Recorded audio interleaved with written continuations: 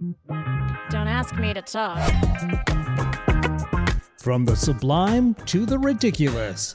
Join me, Stacy Heller, And me, Eric Ryder. as we talk about what's good to watch, read, see, listen to, and more. An edutaining 1-hour break in your day that includes the segment, What Are We Eating?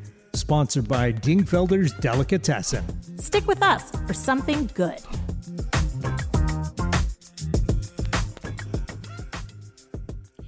Hello and welcome to the show. Welcome to Don't Ask Me to Talk. I'm Stacy Heller. I'm joined by Eric Ryder. That's me. It's May 12th, so you know what that means. Do you know what that means? Well, we're getting close to the middle of May 2022 already. That's already crazy enough. But according to the folks that make up these random days, it's National Limerick Day. That's right. It is National Limerick Day. I'll tell you what, do you remember learning about limericks in school and they were all like bawdy and a lot? Yeah, there's something about a lady from Nantucket, I think. Yes. And it's funny that we mentioned that this week when news just came out that Nantucket has apparently made all their beaches topless now. So really? Yes, there might be many more chances to inspire some limerick writers. Wow, limericks are gonna make a comeback. Yes, they are. Oh my gosh, I had no idea. Wow, the East Coast conservatives are becoming a little less conservative, I guess. I guess so. Makes me want to visit Nantucket. Never been to Massachusetts. Oh, well, you should definitely go. And I don't know what to say about the topless beach action. I would be like, nobody wants to see that. I mean, I assume that this is optional. Yes, of course. It's not forced. I think the only time I ever went topless at a beach, I was in a monokini and I was like 18 months old. All right. And I rocked that look. So, of course, learning that it was Limerick Day, it's hard to find limericks that are clean. I did find one, though, and it is, okay, I found this one that says it was created by Lee Mercer from using both British wordplay and, or I guess they were a British wordplay and mathematics expert, recreational mathematics. Like, who does mathematics, by the way, recreationally? But okay. And they came up with a mathematical limerick that holds true, which is a dozen, a gross, and a score, plus 3 times the square root of 4, divided by 7 plus 5 times 11 is 9 squared and not a bit more. Wow. I'm going to take their word for it that that's correct because I couldn't follow the math in my head. Right? Yeah, that just does not, I'm totally with you on that. My 5th grade math teacher, Mr. Sakati, assured my mother that it's okay that I wasn't doing well in math, that I would someday marry well. And he retired. He retired shortly thereafter. I don't know why. Anyway, so as I mentioned, you're listening to Don't Ask Me to Talk. I hope that you are able to enjoy the show. If you can't, or you find that today, Thursdays at 3:00, is not always the best time for you, fear not, dear listener. You can subscribe to the show or even my other show, Stacy Connects, which is on KKNW, wherever you listen to podcasts. Just look for Don't Ask Me to Talk. You can even type in DAMTT and you will find the podcast and you can listen at your leisure. I also want to remind you that if you would like to call or text me to connect, you can call 475-999-2726. And I'll say it again, 475-999-2726. That is a great way to get in touch with me. So far, nobody has. At this point, I would love if somebody just shot me a text or called so that I can make sure that it works. So It's I, entirely possible you haven't set it up correctly. right? I mean, that would be so me. Uh, So here's what I'm going to ask, oh, dear listeners. I'll tell you what, the first person that sends me a text or calls in, again, if you're local, I will give you a gift certificate to Dingfelder's Delicatessen, our sponsor. If you're not local, I will find something that will work for you. And if you called or you texted and I don't respond, then shoot me an email. You can send it to Stacy@stacyconnects.com. I just want to see if it works and nobody's calling. So I'm sounding very needy right now. I realize that, Eric. it's all good. And if you want an easy way to remember the phone number, it's 475-999-CRAM. That's right. Cram it. Cram a text into our phone. Please. Cram a voicemail into our voicemail.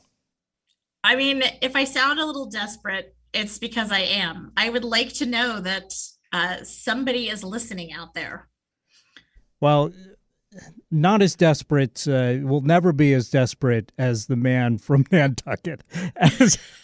Because since we mentioned that particular limerick, I looked up and turns out there's a lot of clean versions of this. It actually started off clean and then got parodied over the years, as is wont to happen, and became a little bit more ribald. But the official first version actually came out in 1902 and was printed in the Princeton Tiger by Professor Dayton Voorhees.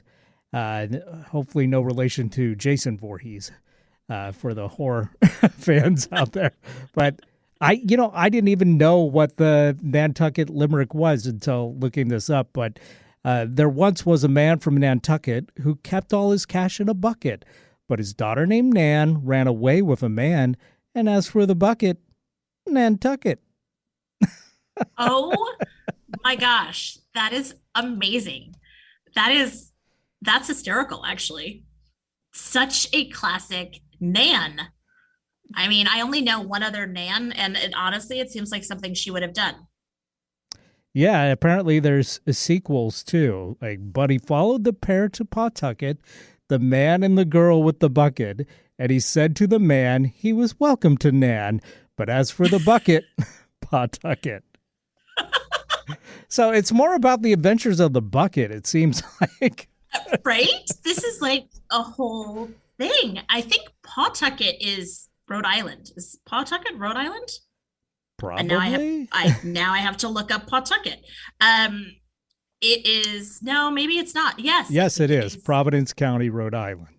Look at that. Nan left Nantucket and went to Pawtucket. I mean, it's not that far. She's like, wherever it rhymes. Well, and apparently she's a beach girl because both have shoreline. So, Perfect. She's going to make some sandcastles with that bucket. Exactly. Coming from the East Coast, these are areas that I have been to. And, it doesn't disappoint. It is good sandcastle and bucket country. It's kind of like, out here where there's lots of interesting names for places. I think English blending with the native names often yield some very interesting stuff, like Walla Walla, for instance. Or Puyallup. Or Puyallup. That's right. It took me so long coming from the East Coast. It took me so long to learn how to say certain things. And I remember even Spokane, it was like, why isn't this Spokane? I don't understand why this isn't Spokane. And learning the where the emphasis lies and, Puyallup, I think that took me probably 3 years to be able to say. It's interesting. But didn't you hear the song? No. From the Puyallup Fair or from the State Fair. Do the Puyallup. That's the way to learn it. Yes, that is. Well, if you use that reasoning, Eric, then I would be saying wash your Hansington, because when we first moved out here, there was a jingle about how Washington is wash your Hansington. That So one I don't remember. What year was that? I don't know. I want to say, so we moved out here in 2007, and I want to say it was a few years into our being here. So you'll have to look up like Jingle for Washington about washing hands or something. It was, my kids remember it. And what I think is interesting is that they didn't bring it back out during the pandemic. That would have been a good time to relaunch it, reboot it. I mean, they're rebooting everything, so Right. why not the Wash Your Hansington? Like every movie is a sequel. Every book has become a movie. Every commercial game, everything has become an everything. Oh, So did you find it? I think I might have found it. Let's give it a listen real quick. We love soap so much we scrub for fun. We are Wash Your Hansington. Yes, we are Wash Your Hansington. Visit Wash Your Hansington, where people wash their hands. Wow. So now we wash our hands for fun. And then we clap. Yeah, and then we clap. Now I mean, washing your hands is a good thing, but I mean, if you're doing it for fun, you might need to seek some treatment. Right. I mean, maybe we are the OCD state, Possibly, entirely possible. which many people with OCD would point out should actually be CDO, because that is the alphabetic way it should be. It should not be OCD. Good point. And, I'm just saying. you know, whenever I hear the wash thing, you know, spelled out in Washington, I can't help but think of my grandmother who says, Washington, you're up there in Washington, or go wash your hands, you know. And so it's funny. Anybody in your life that puts the R in? Actually, my mother takes the R out of the word orange. She says orange. Orange. Yes. Which I don't know. She is from upstate New York. Uh-huh. And what's funny is my dad, he went to Syracuse University, and they are the Orange Men. And I have this vision of my mother saying the Orange Men. And I don't know if that sound is in upstate New York, if it's a regional dialect thing, sort of like the Washington thing. Right. And it just becomes the way you hear it. Now, Eric, how do you say milk? Milk? Like Yeah, dairy? like- Yeah, milk. Yeah. So if you spelled it, would it be MILK or MELK? Well, it's obviously it's MILK. I know, but the way I But say sounding it, it out how you would say it, you're saying. Yes. To me, it's milk. So MILK, yeah. Are you saying milk, like with an E in there? I say milk. Yeah. Okay. Uh-huh. And now my kids say, of course, milk. And people are like, what are you talking about? I'm talking about milk. I'm talking about milk. And they're like, you mean milk? Now, that's a subtle thing that I don't think I've ever noticed from you or from other folks, but I've seen some stories recently on the news where they, you know, have to fill some time. So they're talking to like a linguist about whether the Northwest has its own accent. And apparently, you know, we're very close to standard English. But there are a few words that apparently are very Northwest. Oh, do you remember what they are? See, now I need you to talk about milk while I look it up, because I couldn't remember what they gave as an example. Apparently, there is a Northwest accent. And, you know, it's funny, like me coming from California, you coming from the East Coast, but I don't hear like any real differences in the way that we talk as opposed to your standard Seattleite, born and raised here. Right. Yeah, I don't necessarily either. I think interesting. I don't know if it's because I moved around the tri-state area. So the tri-state area, for people that don't know what that means, that would be New York, New Jersey, Connecticut. And I was born on Long Island, which is in New York.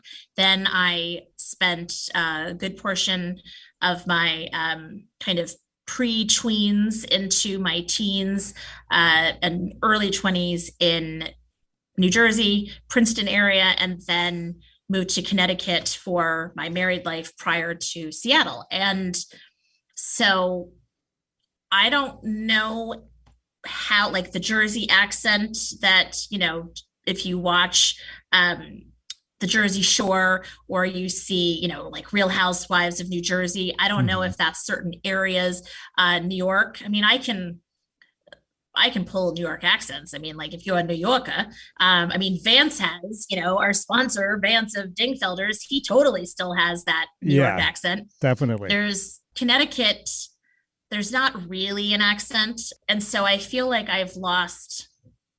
you can't really place me anywhere. Right. Well, you've been all over the country, so it's all kind of merged together.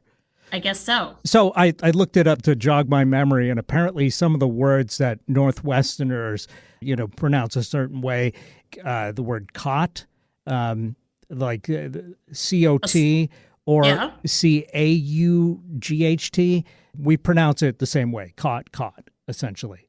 But some places would say cot. I don't even know how they would say it. I know. I'm trying to think. CAUGHT would be certainly a little bit different. And words like dawn and dawn are essentially pronounced the same, but some places would do more on the da in dawn. So what I'm hearing is that it may be like I caught bed bugs sleeping on the cot. Right. And then versus saying I caught bed bugs sleeping on the cot. Like the first one, I think it differentiated. And then like Dawn, which feels very like New Jersey or New York, Dawn caught bed bugs by dawn. Yep. Okay. And another one is egg, pronounced like beg, but some people would do it more with the A sound, so it'd be more like an egg. And and pin and pen both sound like pin, apparently, for PIN for a lot of Northwesterners. For me, I've always said pin and pen rather than pin and pin. Yeah. I don't know. I've never seen you cooking. I'm gonna have to randomly bring some props in and ask you, like, quick, what's it called? Right. Yeah. You almost have to catch me off guard to get the true nature. But yeah, I mean, living up here since 91 and but being born and raised in California and Nevada, I think I've got that kind of West Coast thing completely melded together for sure. Well, and then there's different products, like I grew up on Purdue chicken, that's not out here, and then Hellman's. I never understood. I always assumed that when the commercial was bring out the Hellman's, bring out the best, it's because it's the best mayonnaise. I didn't know that it went by best mayonnaise. And so then when we moved out here, we were like, where's the Hellman's? And then we realized, oh, it's best mayonnaise. Best foods. Yes. Best foods. For some reason, you get across the Mississippi and you can't get best foods. You're only going to get Hellmann's. Yeah, it's so bizarre. So that's the other thing. It's like Carl's Jr. versus Hardee's. Right, and I mean, universally, Arby's is the worst. There, I said it. Tell me you don't like Arby's. Well, I haven't been to Arby's in a long time, but it's Hardee's is what I was saying. No, I know. It made me think of Arby's. Okay. That made me arbitrarily think about how gross Arby's is. Well, when was the last time you went? 1976. Okay, so it might be different now. I've heard good things. I'm going to have to take your word for it. I think, it might be underrated. Apparently, they've got the meats. But Well, so does Dingfelder's. well, Dingfelder's, of course, is going to be a much better experience for you, of course, for anybody, yeah. really. Well, yeah. But yeah, but that's not why you called. Yeah. Yeah. Well, right. Exactly. If you right. want to express your love or disdain for Arby's, give us a call at 475-999-CRAM. Yes, please do. And I'll tell you what, I will let you pick. I will give you $25 to Dingfelder's or to Arby's. Oh, wow. Right? I will find a gift certificate to Arby's if that's what you really want. So there is now total Parody. this is bribing 100%. Whatever, it works. It works with kids. Okay, so anything particularly good happened to you in the past few days? Did you celebrate Mother's Day with your mother in some way? You know, I didn't because, my mother still lives in California. I still live up in Washington. And, pandemic thing means travel's not as easy right now for either of us. But I did give her a call and, it was nice to touch base with Mom. So it was okay. Okay, well, It hasn't been a wonderful week, but, we did have some really nice weather again on Mother's Day. So hopefully all our listeners, mothers or otherwise, had a great day for sure. Oh yeah. I mean, how about you? You are a mother. I am a mother, and that can be translated in so many different ways. And it's funny. I got calls and texts from all of my kids, and when I say all of my kids, I mean even the kids that are not my kids. I have my friend JD, whose this show is all about you, is actually on Kixie on Mondays from 3 to 4. He texted me and was like, "Happy Mother's Day, Mom." Apparently I'm a mother figure for even people that are not much younger than me. I'm like, sure, I had you when I was like 8, ? But you know what? I will take it because typically being considered a mother figure is a good thing. So, and I will say that I absolutely adored my kids' gift. So our family, unsurprisingly, big fans of the card game Cards Against Humanity. And with all its various extension packs. And if you are faint of heart and you can't handle things that are, what's the word you used earlier, ribald, then you probably don't want to play Cards Against Humanity because it is ribald at best. And they created, though, an expansion pack that is all references to our family. And it's awesome. I mean, just like goofy things that are family references. Do you know the card game? I've heard of it. And when you say that they did an expansion that's just of your family, is this something that was custom ordered, or are you just saying that you can really relate as a family to this new pack? No, it is. Apparently you can buy blank cards and you can handwrite items. Okay. And there's 2 cards that you play with. One is sort of, we'll call it the situational card, where it has like a blank spot where it will say, the Cinderella stepsisters were called blank and blank. And so that's kind of the situational card. And then you have these other cards where you pick whatever you want to, and they are ridiculous things where your card could say, pink lemonade, or I'm trying to keep it really G-rated here because there are definitely a lot of not so G-rated possibilities. And so some of them probably talking about Nantucket in there. 100%. There is a lot of Nantucket. And so the kids' cards were all things related to family, inside jokes, things like that. Now, anybody playing with these cards would be like, I don't get this. but our family would know it so easily. So like, for instance, one of the situational cards that they did was blank. Thanks, I made it myself.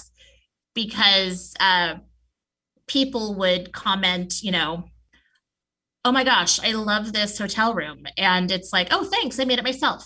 We all say, to whatever it is, oh, thanks, I made it myself.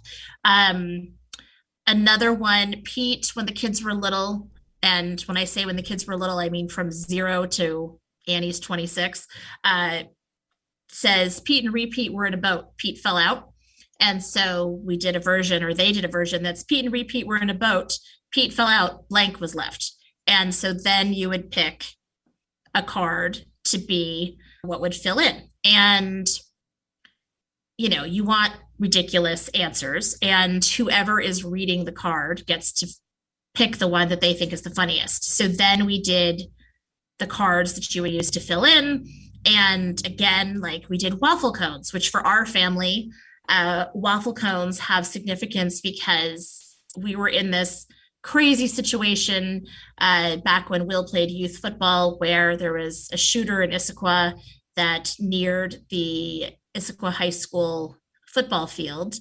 And we had to hide underneath the, the seats. And, it was this whole situation. It ended well. It's fine. Everybody's good. But later on, we went to Ben and Jerry's, and the kids were like, "Can we get a waffle cone?" And I was like, "No, there's no blood. Nobody got hurt. You don't get a waffle cone." And they have always associated that with like, I basically have to be like at death's door to get a waffle cone. What they didn't know is that 4 children and a waffle cone from Ben and Jerry's, like that's a mortgage payment.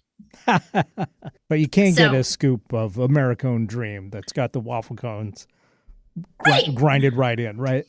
Right. But, they took it as like, oh, so I have to be at death's door to get a waffle cone. And we were like, sure, if that's what you want to believe. And now all these years later, there's a constant joke about waffle cones. So anyway, it's very specific to our family, but I think that's what I love about it, is that it's not like it cost $1 million and it didn't take a lot of time, except that they all got together as a unit. And yeah, that sounds pretty thoughtful. Right? I know.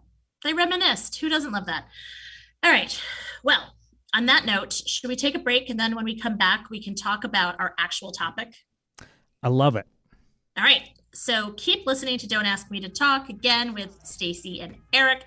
We'll be right back after this quick message. Yeah.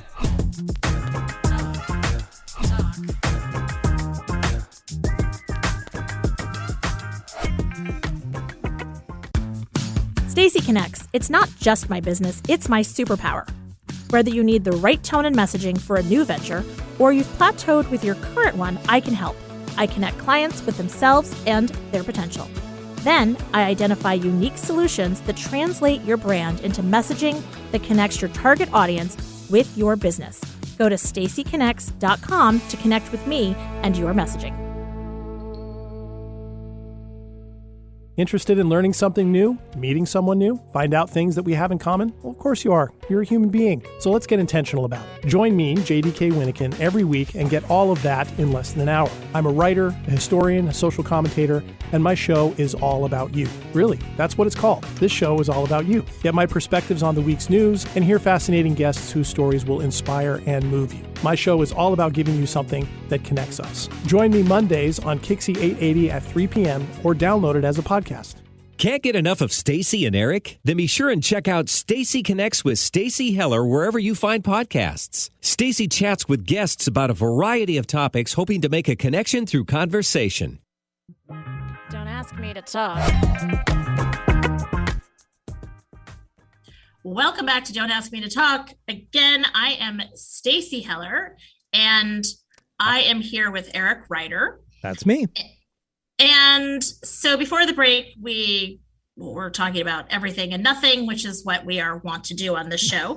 That's what the show is about. It's totally what the show is about, and I love that about us. Remember, if you want to get in touch with us, you can call or text the number 475-999-2929. 2726 or 475-999-CRAM. That's right. So remember, if you share CRAM. Yes, CRAM. If you share your thoughts on Arby's, or on the else Northwest accent. Exactly. Just share something with us, for goodness sakes. And you have the opportunity to win a gift certificate to Dingfelder's Delicatessen in Seattle or Arby's, if that's what you really want. Sure. I mean, I don't know. Okay, so our topic that we chose last week was must-see local things. So I'm sure you spent so much time thinking about this. I feel like I always think about this, though. I didn't specifically sit down and really mull over and make a list of places, but I feel like I'm always kind of refining that list in my brain. Because I usually never visit any national chains if I can help it. I try and go to, when it comes to restaurants at least. I mean, I'm still going to Target on occasion because there's not like a Tacoma version of Target, unfortunately. Sometimes you got to bend to the what's available.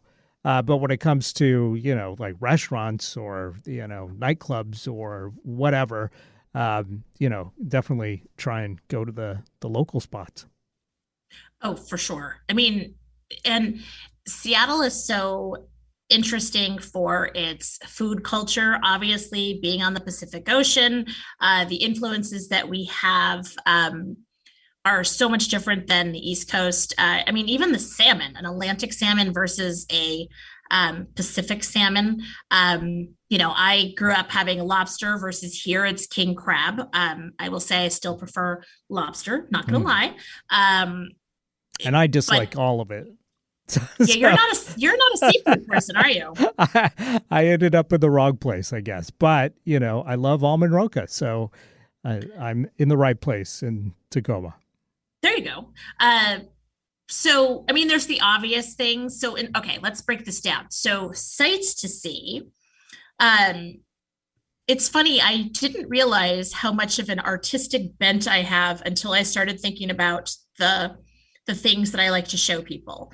Yes. That's a good way to approach it. If you were a tourist here, or if you had people from out of town, what places would you take them to see? So this is, I'm so glad you asked. Thank you for asking. So obviously the Space Needle is iconic. Even if you don't go to the top of it, to see it from, even from the bottom or driving by it, it's like, okay, check, I've seen it. It's massive. It is cool to go up, especially now that they have the glass.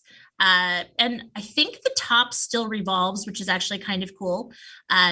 You can like leave a Post-it note on the window, and when the restaurant like revolves around all the way, you can leave a little note for all the diners. So that's kind of a cool thing. I don't know if that's still true. You're going to have to look into it and bring your own Post-it note. Anyway, so the Space Needle, that's iconic. At the base of the Space Needle, there's the Chihuly Garden and Glass, and Dale Chihuly is so well known in this area for his glass work, and that museum is really, really beautiful.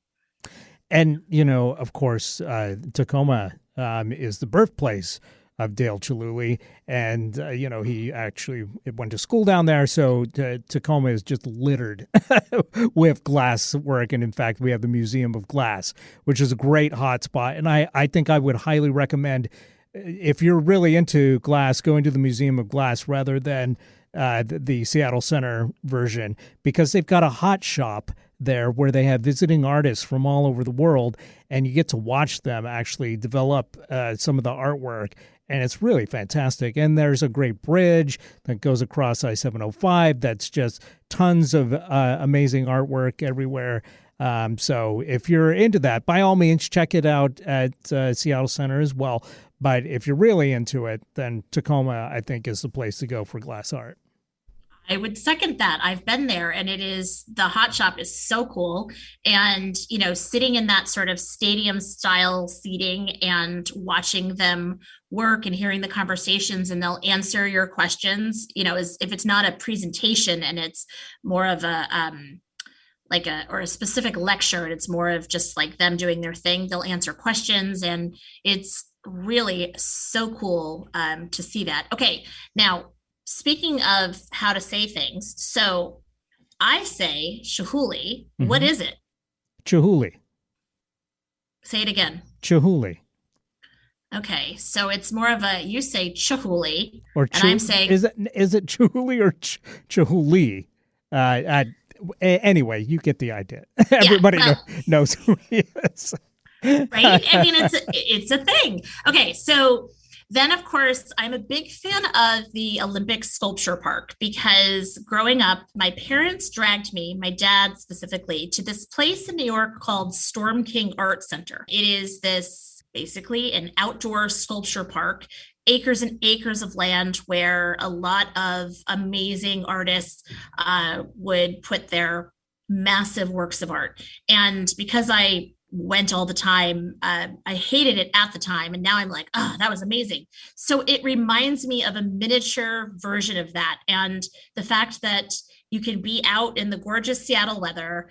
It's right there overlooking Puget Sound, and it's just you can wander around and check out the art if you're interested, or just sit and write or have a walk or whatever. That is a really cool thing. Okay, then of course there's like Pike Place Market, yada, yada, yada. Yeah. I don't know if I think of that as a must-see, but I think a lot of people from out of town want to check that off their list. Yeah. I mean, it's kind of like the Space Needle. It's obligatory, but I don't know that the experience is... I mean, the Space Needle, I think, because being up high is always cool, and we've got a beautiful skyline and a great view of the region. So, but, Pike Place Market, while it's cool, I think it might be somewhat disappointing to folks because it's super crowded. It's a lot of little gift shops and stuff. I think by all means it's worth a visit, but I don't think that people are going to walk away going, oh, that's the best thing that I saw. I would agree. And the other thing is, people want to see them throwing fish. Well, they're not going to throw fish if you don't buy the fish. Well, so I think I've seen them tossing fish every time I've been. So, well, there are times, I think during the pandemic, people would be like, why aren't they throwing fish? Well, nobody's buying it. Well, there you go. So, it makes a difference. So, I mean, there's all of those things. Obviously, the nature, going a little to the east side of Seattle, seeing Snoqualmie Falls, that is gorgeous. Absolutely. Right. In Issaquah, where I live, there's Poo Poo Point. And so if you're into paragliding, there is a spot there that is unbelievable. I haven't been. Grace, my daughter, has been, but that's amazing. The scenic drives, the fact that living in Issaquah, I can, within a half an hour, go into Seattle, or I can go up to Snoqualmie Pass, and it may be a sunny day in Issaquah, and there could be like 12 feet of snow at the pass. I mean, it's crazy. And Capitol Hill, with the big rainbow sidewalks and the inclusivity, and I think that's amazing. The culture there is so interesting. I love Fremont with the Fremont Troll and Waiting for the Interurban and the giant Lenin statue. I think it's Lenin, not John Lennon. Right. So there's very much an art slant to a lot of the stuff that for me are like, can't miss. Yeah, absolutely. And, the whole region just has so many cool things to see. It's always really hard if you have folks coming from out of town on going, oh, what are we going to go to? And some of that is just like, oh, what's going to be open this day? Right. Or how is the weather going to be? Because if it's raining, you might not necessarily want to go to Mount Rainier. But if you've got a beautiful day, it's hard to beat going up to, Paradise and Mount Rainier. is just fantastic and gorgeous. Or, you know, if you want to stay in town in Tacoma, Point Defiance Park or Wright Park are both amazing spots to visit.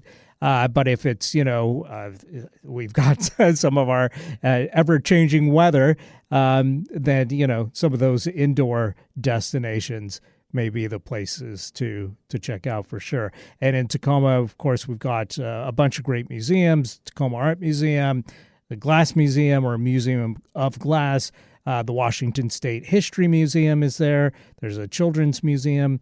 And so you can really just get one parking spot and go to like 5 or 6 different locations in an afternoon and have a lot of fun. That's kind of an amazing thing. So, yeah, I mean, really, I think about it and I'm like, oh my gosh. And going on to like the checking out the locks, and that's an amazing thing. Yep. You know, seeing the houseboats. I remember there was an open house and my sister-in-law was visiting, and we decided to pretend that we were looking for a house because we thought it would be cool to go in and check out what a houseboat looks like, and they don't want tourists. And so we were like, oh yeah, we're a couple and we're looking at potentially buying a houseboat. Hey, whatever.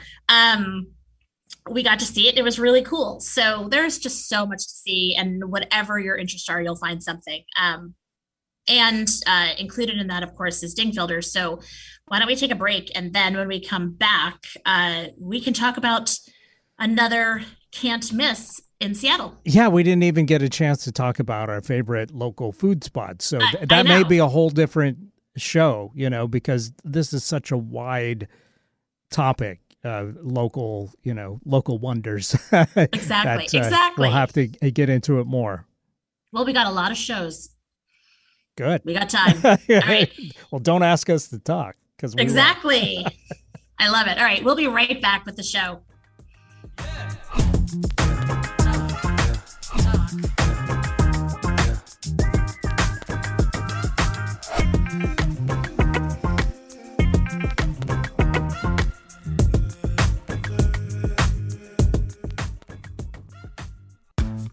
Stacy Connects. It's not just my business, it's my superpower. Whether you need the right tone and messaging for a new venture, or you've plateaued with your current one, I can help. I connect clients with themselves and their potential. Then, I identify unique solutions that translate your brand into messaging that connects your target audience with your business. Go to stacyconnects.com to connect with me and your messaging. Don't ask me to talk. Welcome back to Don't Ask Me to Talk. I'm Stacy Heller. I'm joined by Eric. Say hello. Hey, I'm getting hungry. How about you?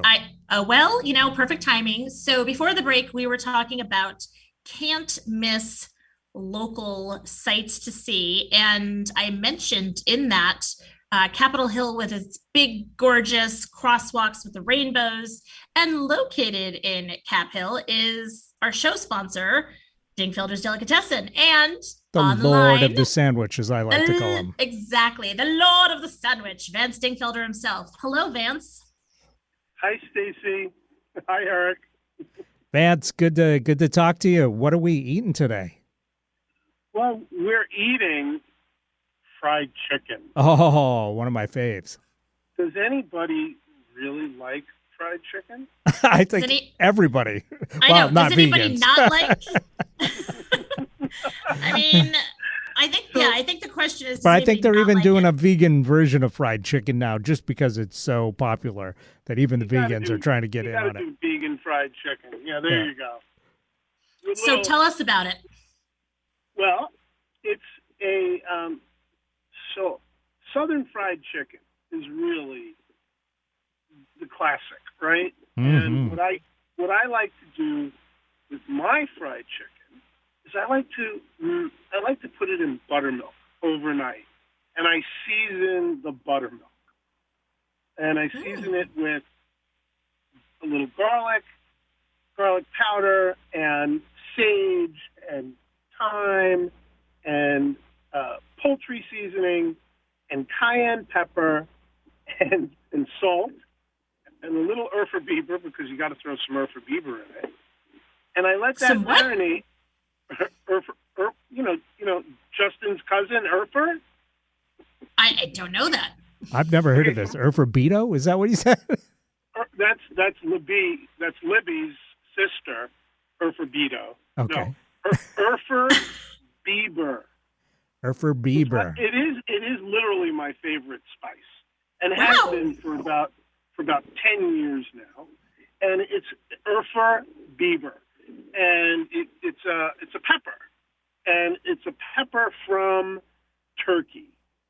And the best pepper that you can get, the best Erfer Bieber that I've come across, is from World Spice Merchants in the Market. Ooh, now we're really getting local. Anyway, I soak my chicken overnight in the buttermilk, and then what I do is take it out, and I make a breading mixture of flour, Kellogg's cornflake crumbs, and then some baking powder and some more seasoning. And I just duplicate the seasoning that I put in the buttermilk into the spices. And then I dredge it. I take it out in the buttermilk, dredge it in the flour, and then you fry it. You fry it at 350 degrees until it gets really nice and golden brown. I really like to do thighs. I love thighs. And I like doing boneless thighs with the skin on because they're just yummy. Yeah. And then what I do is, because I'm the Lord of Sandwich, is I brush it with honey butter. Honey butter? Sounds amazing. Butter. And then I brush the biscuits that I put it on with honey butter. Oh my gosh. I didn't tell you that this is a honey butter fried chicken biscuit, otherwise known as a chubby hubby. Oh my gosh. That's amazing. Okay. They're ridiculous. Now, they're also good on Hawaiian rolls, but the biscuit. So I'm not going to lie. I had this. What inspired me to do this was at late night in the South, there are these hamburger joints called Whataburger. Oh, yeah. Whataburger? Okay. I've heard of Whataburger. Whataburgers are like Sonic. Okay? That's what they remind me of. Sonic. Well, so they have these sandwiches late night, and my friend was like, "You got to check these out." Of course, you get like 4 of them, and you've been drinking all day, and so you get like 4, and they're amazing. And what they do is, it's kind of like a Chick-fil-A thing, I think. They put honey butter on the biscuit and then a pickle, and that's how I made it. And it's my honey butter. It's my chubby hubby. My honey butter chicken biscuit. That sounds fantastic. Can we get this at the deli? You can get it through Nourish, not through the deli. Okay. Oh my Nourish gosh. is the catering. Although, you know what? You never know what might happen at the deli, because we're going to be opening up soon. We're going to try all kinds of things. This sounds like a must add to the menu. Well, Yeah, maybe you could do like chubby hubby, like babies, like hubbies in training or something. So that it's like slider. So I did it as a slider. Oh, see? But it's on a biscuit. So, I mean, how many can you eat, really? It's a biscuit, you know. I mean, is that a challenge? No, well, I mean, I think, I could easily eat 3. All right, okay. If I'm not spreading the honey butter all over the biscuit. All right, now I want to go back to something. You said we're going to be opening. Dingfelder's is already open, but tell listeners what you mean by we're going to be opening. Well, you mean the satellite we're going to be opening, or the? I mean the fact that the construction. Opening a store in New York or in Bellevue, maybe. Oh, okay. Now you're just you're out there. No, about the construction that Dingfelder's has been under. Construction. First East Pine Street, then the world. We're going to cross the country. Dingfelder's Delicatessen. Stacy, to answer your question, we're doing construction so that we can open up and let people back in with more of a vision of what we intended when we first opened up to have it be more like a delicatessen. There's always been a walk-up window, and COVID made us a walk-up window again. Mm-hmm. And in between, we were kind of order at the window. We just moved it inside. And now we're going to have cases with things. You'll be able to see all the food and the things with the locks and all the bagel stuff that we carry and the appetizing and stuff to take home.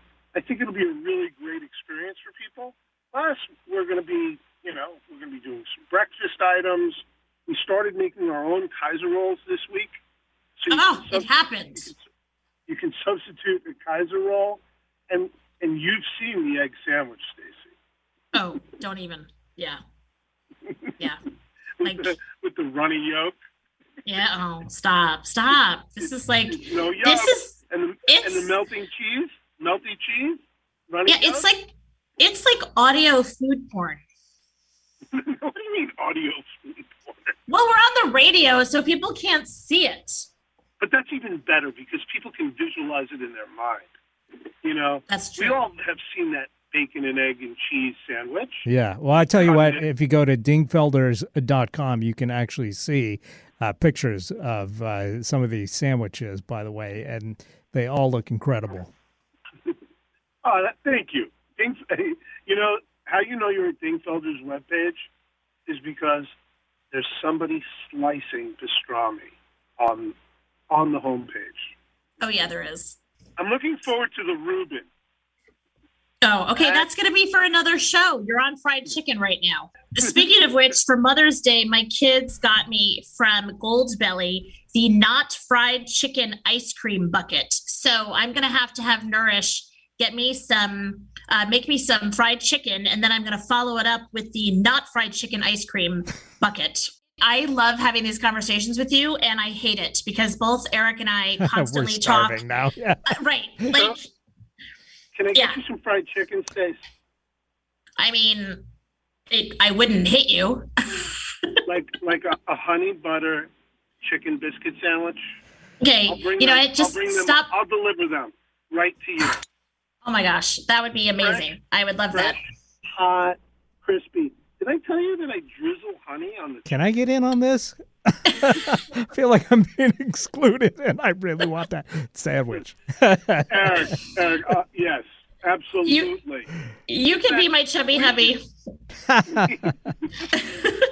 All right. Well, on that note, of course, we are running out of time here. Unfortunately, yeah. Thank you for taking the time to tell us about the Chubby Hubbies, the fried chicken that, while they may not be on Dingfelder's regular menu, you never know. So keep checking it out. And you can also go through Nourish Catering, and it's something that you can order and have done custom for an event that you're doing, let's say. All right. We are going to figure out what we're going to talk about next week. Vance, if you want to stay on, you can be part of the fun and see what we're going to talk about. Oh, I'm excited. Thank you. All right. So let's see. Here we go.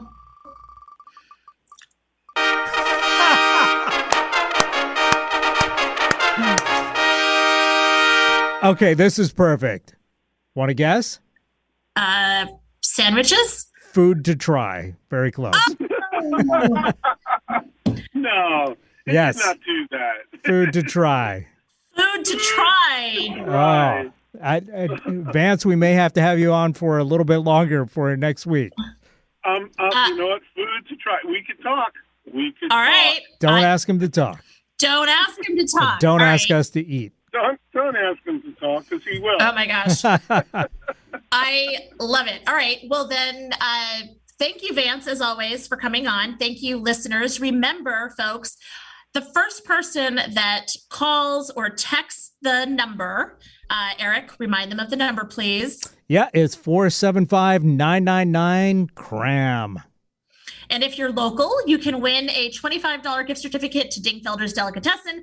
If you're not local or you're crazy, I will give you a $25 gift card to Arby's instead. I mean, come on. I guess that's food to try. So on that note, thanks for listening. Have a great week, everybody. We will talk to you next week.